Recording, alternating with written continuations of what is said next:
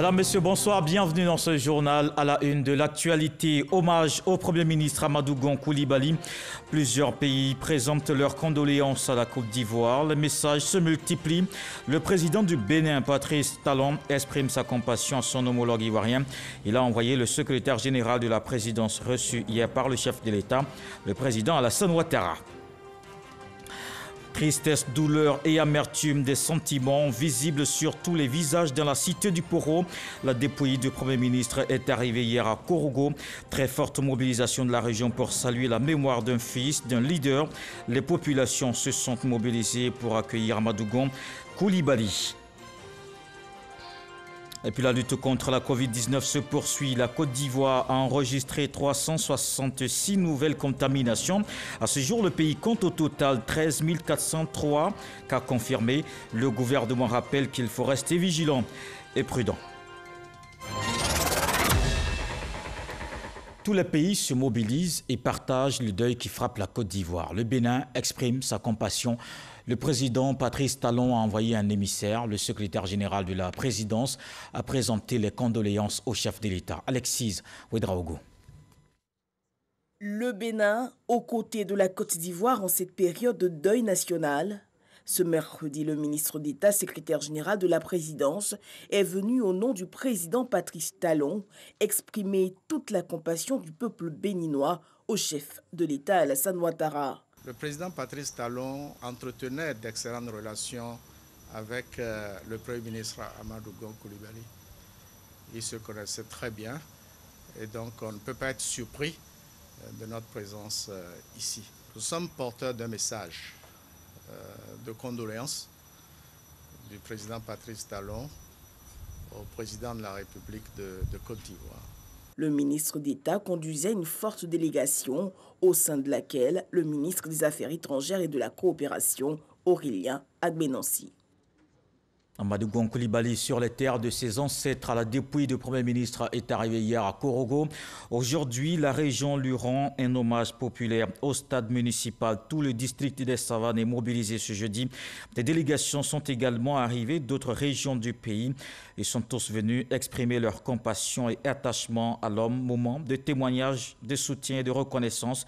La population salue la mémoire de l'illustre disparu. Et c'est hier que la dépouille du Premier ministre est arrivée à Korogo, le cercueil aux couleurs nationales. Dans le recueillement et la douleur, les populations étaient à l'aéroport. Une mobilisation qu'on voit dans ce reportage de Mahama Traoré. Aéroport de Korogo ce mercredi, il est presque 17 h lorsqu'a atterri un premier avion cargo de l'armée ivoirienne. À son bord, une famille éplorée, celle du défunt Premier ministre Amadou Gon Coulibaly. La génitrice Adja Fatoumata Gon Coulibaly, l'épouse Assetou, les enfants, frères et sœurs du chef du gouvernement sont ici pour l'accompagner à sa dernière demeure. D'ordinaire, c'est une foule en liesse qui accueille le Premier ministre à sa descente d'avion. Celle qui était présente ce mercredi à l'aéroport de Korogo était plutôt triste d'accueillir la dépouille du chef du gouvernement. 17 h 45, famille, proches et collaborateurs regardent avec impuissance la dépouille d'Amadou Gon Coulibaly descendre de l'Antonov de l'armée de l'air ivoirienne. Une fois sur le tarmac, le cercueil est lentement porté par 6 officiers de l'armée vers le commande-car. Le cortège funèbre peut enfin s'ébranler vers la ville de Korogo, peut ainsi démarrer l'ultime tour d'honneur, l'ultime communion du fils prodige avec les siens. Dans la cité du Poro, on se souvient de ce bâtisseur, de ce leader. On salue une vision de développement, un homme politique loyal à Korogo. Tout le long du parcours de l'aéroport au centre-ville, c'est dans une ferveur pleine d'émotion que la population accueille le Premier ministre du quartier Belleville en passant par Tikelezo, quartier 14, Soba et Gbandala. Le cortège mortuaire qu'a suivi Kader Sogodogo. 17h45 mercredi 15 juillet.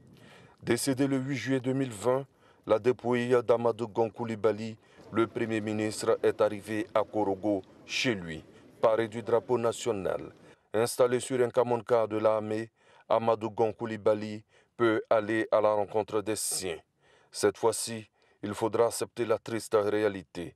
L'enfant du terroir arrive sans vie. Cette connexion avec son peuple n'est plus pareille.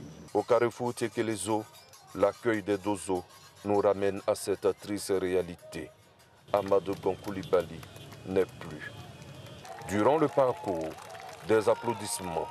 Korogo veut saluer son lion. Korogo veut saluer son fils. Korogo veut saluer cet homme accompli, membre du cercle restreint des initiés au Poro. La tristesse est également au rendez-vous. Des pleurs, des regards hagards. Certains semblent s'interroger sur le futur de Korogo sans son lion, Amadou Gon Coulibaly. Au niveau de la grande mosquée, les mânes semblent se mêler au cérémonial lié au retour définitif de l'enfant prodige. Le ciel s'est assombri et laisse couler quelques larmes. Cela va vite s'arrêter. Depuis le Kamonka, le lion a certainement rugi. De Kadjona à Gondala, en passant par la mosquée Djelisso, les choses gagnent encore plus en intensité. Korogo a toujours ouvert ses bras à son fils. Durant le parcours, vous avez certainement apprécié le bitume, l'éclairage et bien d'autres infrastructures. Amadou Gon Coulibaly aura changé le visage de Korogo.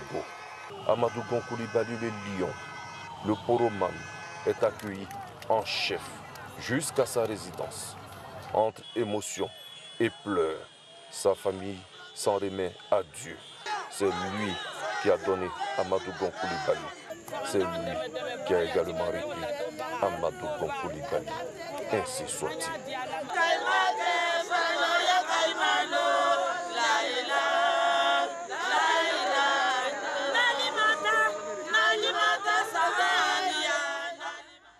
Des membres de la famille, des autorités locales et religieuses, une forte mobilisation du Poro et d'autres régions, une population étreinte par la douleur, vous venez de le voir. On va écouter quelques réactions au micro d'Abou Sanogo. C'est une perte nationale pour toute l'Afrique, mais en particulier pour la région du Poro. Alors nous qui résidons, sincèrement, c'est même pas évident de pouvoir vous parler, tellement on est peiné. Mais là, c'est la volonté de Dieu. Il est parti, mais son esprit demeure. Parce que c'est un modèle, un homme fidèle, loyal et travailleur. Très persévérant, C'est des modèles, c'est des vertus quand même que chacun va essayer de s'inculquer ça à sa mémoire. Il aime sa région.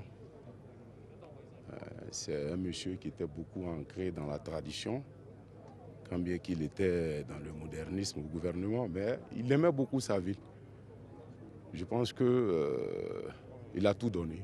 Il y a des liens très forts qui unissent ces deux familles-là, la famille Gon Coulibaly et la famille Yacouba Sylla. Et donc, à ce titre, on se devait d'être présent pour manifester toute notre compassion, pour traduire, n'est-ce pas, toute notre douleur à l'endroit de la famille éplorée. Ce deuil nous frappe au même titre que la famille Gon Coulibaly. Et l'homme pour qui nous sommes rassemblés ce jour fut un grand homme. Malheureusement, on se trouve à parler de lui au passé. On aurait voulu que les choses se passent autrement, mais que peut-on face à la volonté de Dieu? Nous acceptons sa volonté, mais ce que nous retenons de l'homme, c'est l'homme acharné pour le travail, c'est l'homme loyal et c'est l'homme compétent. Nous venons de perdre un espoir, un soutien, un pilier. Et je suis actuellement désorienté parce que Amadou Gon, quelle que soit l'heure, quel que soit le moment, à chaque fois que je l'appelais, il répondait favorable à mes doléances. Et je ne peux que me remettre à Dieu. Amadou Gon était un homme rigoureux, humble, généreux, courtois, qui avait pour priorité d'aider les prochains, d'aider surtout les faibles. Parce que chaque fois que je lui parlais des préoccupations des populations, il est nécessaire de m'aider. Et aujourd'hui, c'est comme j'ai perdu un espoir. C'était une autre journée de peine et de tristesse. La région du Poro accueille son fils, partage ses derniers instants avec lui. Depuis 11 ans, on a fermé le marché pour venir attendre le corps de feu Amadou Gon Coulibaly. Sincèrement, ça nous fait mal. Jusqu'à présent, même regarder le journal, on n'arrive pas à regarder le journal. Parce que quand j'ai regardé le journal, je commence à pleurer. En tout cas, que la terre lui soit légère. C'est quelqu'un qui a été un homme de conviction. Quand Amadou Gon dit, il fait. Moi-même, il m'a plusieurs fois appelé. Il m'a dit, Sona, viens avec tes amis. Mais dès qu'on arrive, toute la promesse en même temps c'est tenante, il fait. C'est quelqu'un aussi qui est beaucoup réservé, mais qui n'est pas méchant. Il a beaucoup fait pour nous dans nos activités. Nous demandons à Dieu de l'accompagner, comme il nous a aidés sur terre, pour que les anges puissent être à ses côtés. Grand marché ici là. Amadou Gon me donne tout. Il a fait, ma soeur était malade, il a soigné. Ma grand-soeur aussi, il a envoyé à la Mecque, tout ça là, Amadou Gon. Moi, des carèmes là, ils ont envoyé beaucoup de cadeaux. Qui ont donné nous maintenant, nos grands marchés là. Malheureusement, Dieu a décidé autrement, mais nous sommes orphelins. Nous nous sommes dit qu'il fallait venir vraiment rendre hommage à nos papas. C'est pourquoi nous sommes là cet après-midi. Aujourd'hui, toute la Côte d'Ivoire retient qu'il y a un grand homme qui est parti. Qu'il soit de l'opposition ou du RHDP, en tout cas, tout le monde retient aujourd'hui qu'il y a un grand homme qui est parti. Donc vraiment, nous on prie pour que son âme puisse reposer en paix. Son corps repose en paix. Amadou Gon, le Premier ministre, c'est quelqu'un qui a fait beaucoup pour les Dozo et beaucoup même pour Corgo et en général même pour la Côte d'Ivoire. C'est un monsieur qui nous est très cher. Donc nous voulons lui rendre un dernier hommage. Un dernier hommage pour tout ce qu'il a fait pour Corgo, pour tout ce qu'il a fait pour le pays, pour tout ce qu'il a fait enfin pour la nation ivoirienne. Le décès du Premier ministre Amadou Gon Coulibaly est une grande perte. Notre père, notre mentor, vient de nous quitter. Nous sommes très affligés par rapport à la situation. Nous retenons de lui que c'est un monsieur qui est rigoureux, méthodique, qui aime bien le travail. C'est une motivation pour nous, la jeunesse estudiantine, de véhiculer, de participer encore à l'hommage qui est rendu à ce grand homme de la région du Poro. Nous souhaiterions que, après lui, qu'on trouve quelqu'un qui peut le représenter à Corgo, au niveau de Corgo, surtout au plan national. Et qu'on souhaiterait encore que Alassane nous revienne encore. Ici à Abidjan, hier matin, c'était un grand rassemblement au Palais des Sports de Treichville. Le RHDP pleure celui qui a été désigné comme son candidat à l'élection présidentielle du 31 octobre prochain. Un hommage en présence du président de la République. Alassane Ouattara salue le soutien des militants et sympathisants à un homme qui aura marqué le parti, celui qu'ils appellent le Lion. Viviane Aimé. Après l'hommage national rendu la veille à la mémoire du grand serviteur de l'État qu'a été le Premier ministre, chef du gouvernement, ministre du budget et du portefeuille de l'État, Amadou Gon Coulibaly, le RHDP, parti qu'il a contribué à édifier et dont il était le président du directoire et le candidat désigné pour la présidentielle du 31 octobre 2020, s'est mobilisé à son tour pour lui rendre un hommage populaire. C'était ce mercredi 15 juillet, au stade du Palais des Sports de Treichville, que les militants ont investi en très grand nombre pour pleurer le départ de celui qu'ils appelaient avec admiration le Lion ou AGC. C'était bien la première fois que le RHDP tient un grand rassemblement sans qu'on ne voie arriver le président du directoire Amadou Gon Coulibaly, toujours sous de vifs applaudissements. Le président du parti, le président Alassane Ouattara, était présent, accompagné de son épouse, la première dame Dominique Ouattara, pour cet ultime hommage à la mémoire de son plus fidèle lieutenant, en présence de sa veuve, Assetou Gon Coulibaly, de ses enfants et des autres membres de sa famille. Une délégation politique est venue du Bénin témoigner sa solidarité au RHDP en cette situation douloureuse. Pour honorer la mémoire de leurs vaillants héros, chaque structure du parti a offert une couronne de fleurs à titre posthume. Plusieurs intervenants se sont exprimés. Au total, 8 hommages ont été prononcés. 8h41, mercredi 8 juillet, tu étais si joyeux comme si c'était ton premier conseil de ministre, Amadou. Et tu me disais, écoute, Big, j'ai fait le conseil de gouvernement. Mais la deuxième étape, c'est le conseil de ministre. Big, on se voit à 14h avec Ambak, Archipatrie, pour qu'on fasse le point. Amadou, depuis le 8 juillet, je ne t'ai plus entendu. Mon cher grand frère, je ne t'ai plus entendu. Mais Amadou, où es-tu? Où es-tu, Amadou? Où es-tu aujourd'hui? Tu nous avais bien dit que tu étais venu prendre la place auprès du chief, ton père, Alassane Ouattara. Oui, alors où es-tu, Amadou? Cher grand frère, ils sont tous là pour toi. Supportons notre deuil et n'ayons aucune crainte. Chers militants, la seule présence du président Alassane Ouattara à la tête de la troupe RHDP est une source de réconfort et un gage de sécurité qui donne des frissons et du tournis à nos adversaires déjà agités et ébranlés. Et pour finir, contre toute attente, le président du parti, le président Alassane Ouattara, s'est exprimé à son tour. Malgré ma douleur, je ne pouvais pas ne pas prendre la parole pour vous dire un grand merci à chacune et à chacun de vous pour l'accueil, l'affection, la disponibilité que vous lui avez manifesté tout au long de sa carrière et de sa vie à Abidjan, et vous dire que vos prières, je suis sûr, l'accompagnent et lui permettront de continuer de veiller sur notre grand parti. Merci à chacune et à chacun de vous. Merci pour Amadou, mon fils.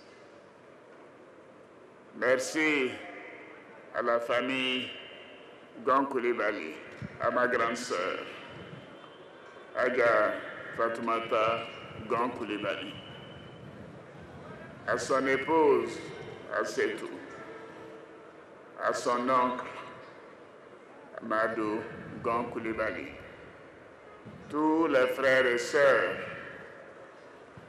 au nom de chacune et de chacun de vous, et au nom de Dominique Ouattara et toute la famille Ouattara, je prends la force de pouvoir vous remercier à nouveau. Je voudrais vous annoncer, avec l'accord de ma grande sœur Aga Fatoumata Gong Coulibaly, de l'âge Madou Gong Coulibaly, du chef de canton, que nous avons arrêté de faire le 40e jour du décès d'Amadou Gong Coulibaly à Korogo le dimanche 16 août. Et il me sera possible de lui rendre un hommage particulier à ce grand homme d'État, ce fils qui m'a dit, malgré sa timidité, sa pudeur devant la nation tout entière à l'occasion de son retour en Côte d'Ivoire. Grand frère, président, je vous aime. Je voudrais terminer en disant à Amadou que, Amadou, je t'aime, moi aussi. Après le Palais des Sports de Treichville, le RHDP devait encore poursuivre son hommage à son héros à l'aéroport de Port-Bouët où la dépouille d'Amadou Gon Coulibaly devait être transportée par avion jusqu'à Korogo, sa ville natale. Les obsèques se poursuivent à Korogo, justement au stade municipal de la ville.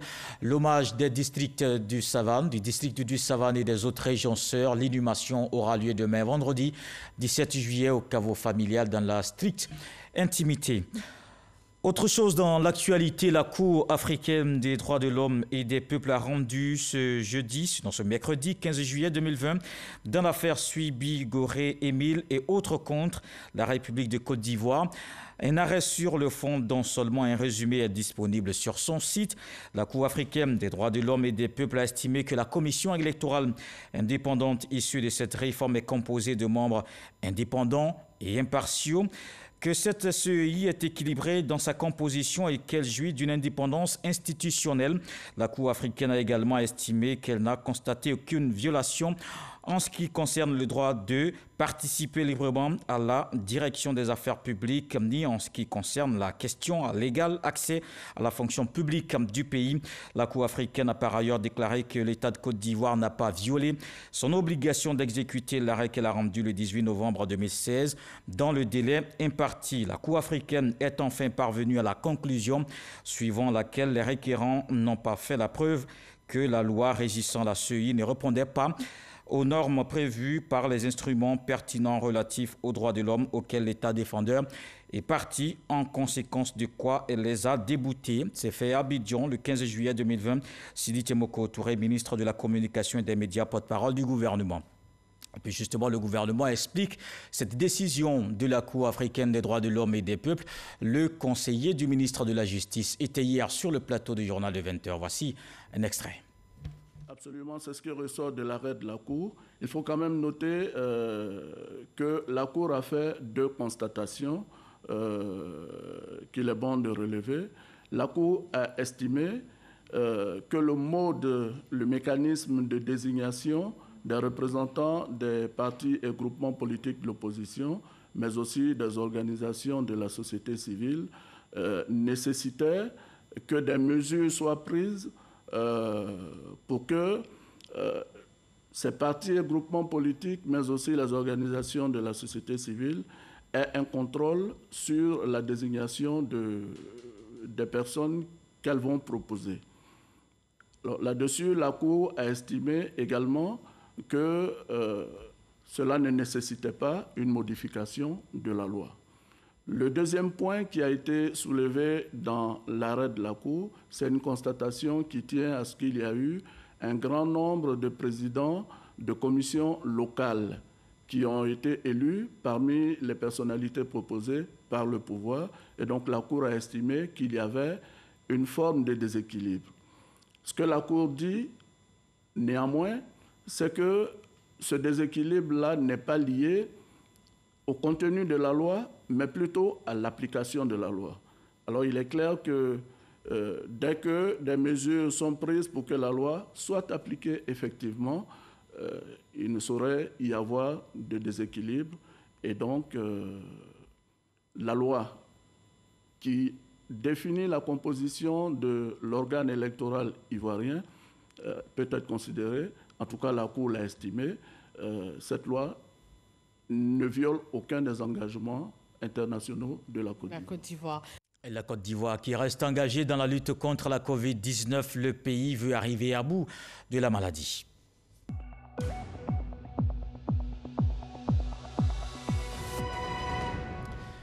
Depuis hier, 15 juillet, Abidjan est sorti de l'isolement. Le trafic a aussitôt repris. Les premiers voyageurs étaient dans les gares. Les compagnies de transport sont désormais en activité après environ 4 mois d'arrêt, chacun à son rythme. Et vous allez le voir dans le reportage de Walter Amadou Ouattara. C'est avec encore un peu de timidité.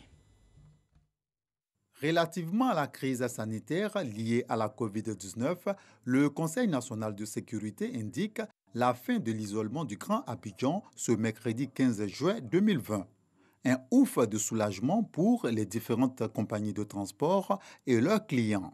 Bon, j'ai appris l'information sur les réseaux sociaux. Maintenant, on peut voyager. C'est vraiment un grand plaisir pour moi parce qu'il y a longtemps que je n'ai pas vu ma famille. Donc, ça me permet aujourd'hui d'aller à Yamoussoukro, aller voir ma petite famille. Moi, je vais parce que je viens de perdre mon petit frère. Donc, je vais pour les obsèques. Bon, en quelque sorte, je peux dire que je suis contente puisqu'il y a la possibilité de pouvoir partir. Nous avons, comme vous avez vu tout à l'heure, amené nos clients à apporter le cache-nez, se laver les mains, à utiliser le gel hydroalcoolique. Donc, c'est des mesures barrières qui s'imposent à l'ensemble des Ivoiriens que nous sommes.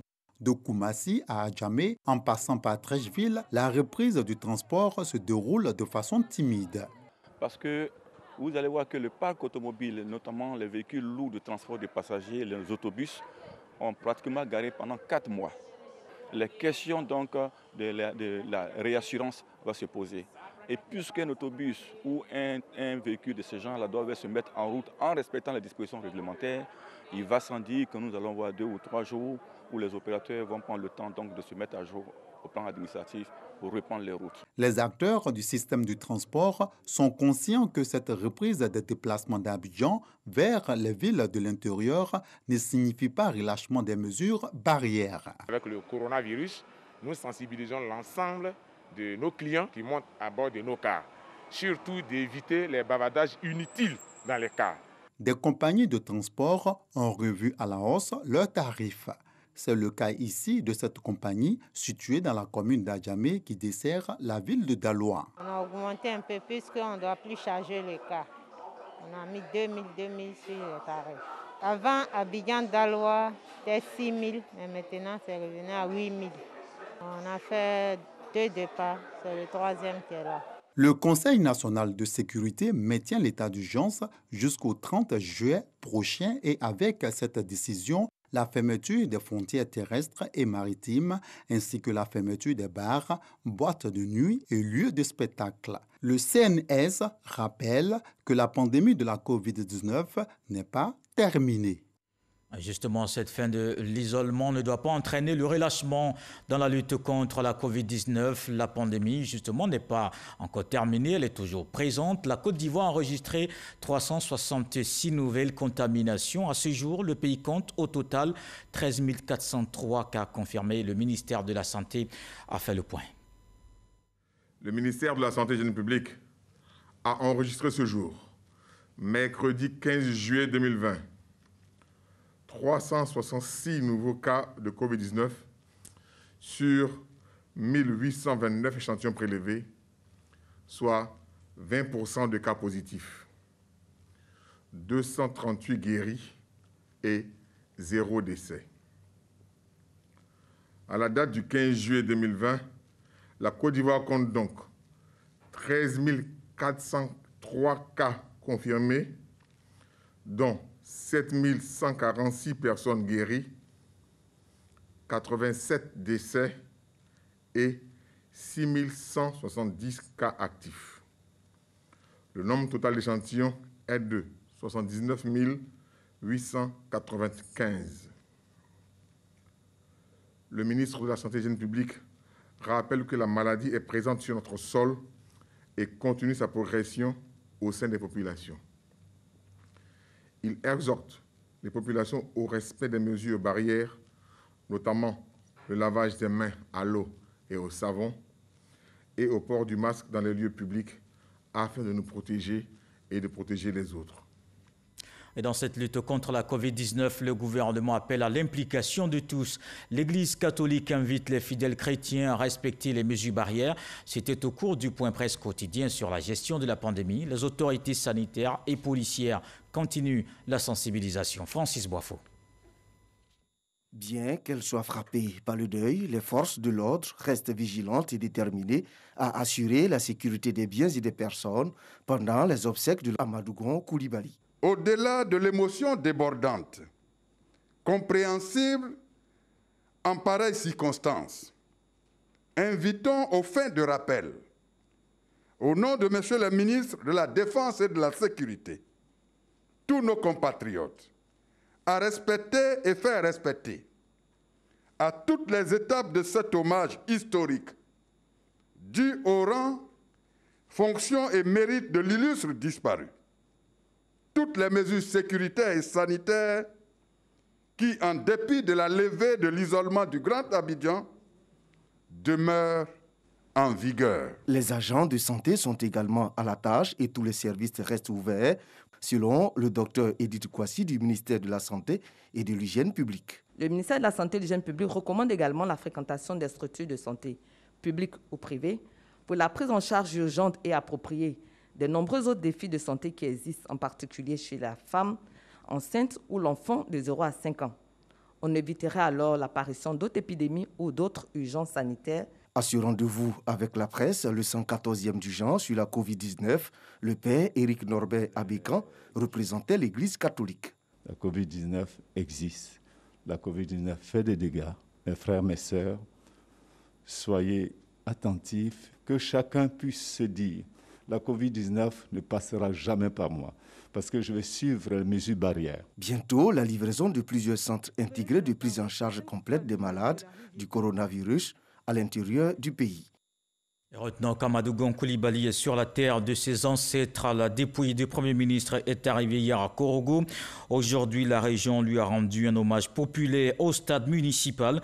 Tout le district des Savanes mobilisé ce jeudi. Des délégations sont également arrivées d'autres régions du pays. Ils sont tous venus exprimer leur compassion et attachement à l'homme. Moment de témoignage, de soutien et de reconnaissance. La population salue la mémoire de l'illustre disparu. Voilà qui met un terme à ce journal. Merci de l'avoir suivi. Mais c'est Paul Faure qui disait « La vie nous donne toujours une seconde chance qui s'appelle demain ». Dieu voulant, on se retrouve très bientôt.